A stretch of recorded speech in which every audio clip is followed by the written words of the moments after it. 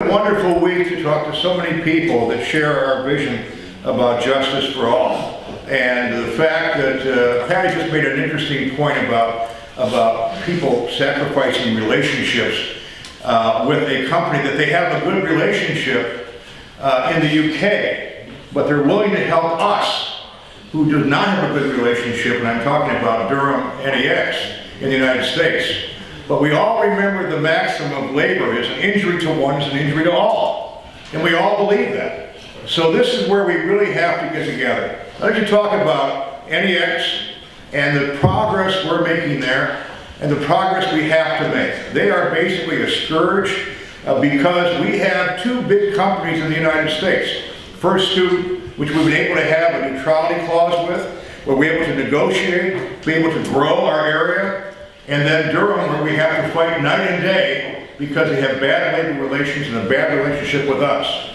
Now, what's interesting about NEX and Durham is they have a great relationship with here, the union, and in the UK. And they basically go out and tell people very boldly, you know, when in Rome, do what the Romans do. We ask one way, we're responsible in the UK, but when it comes down to the United States, they say it's the Wild West. Do anything we want. Treat people badly. And that's what's going on. And that's why we need everybody's help. We are working on a plan right now where we are going to implement a plan to basically put pressure on this company to make them good citizens. We did it with First Student. And First Student has been a tremendous success story for the Teamsters Union. We have grown hugely with that. And we've organized people because we have a neutrality clause. With Durham, it's nothing but intimidation, discharges, and everything else. They rule by fear. And that's what we've got to change here. And ITF, the plan we came up with today, the plan we have with the ITF that has basically, for the first time, implemented the plan of bad behavior, corporate bad behavior. That has been something that's the first time we've done that, to put pressure on this company.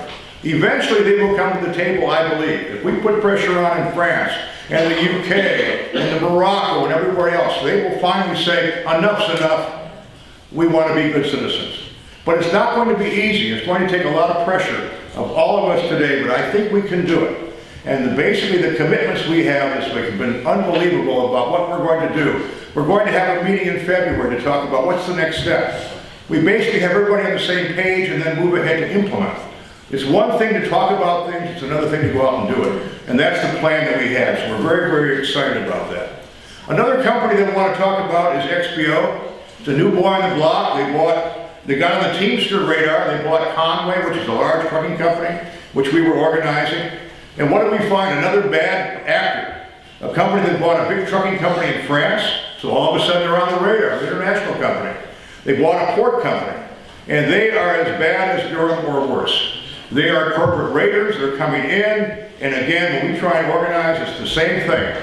Intimidation, firing, ride-alongs, and nothing but intimidation, so we must stop that. So we're fighting against XPO.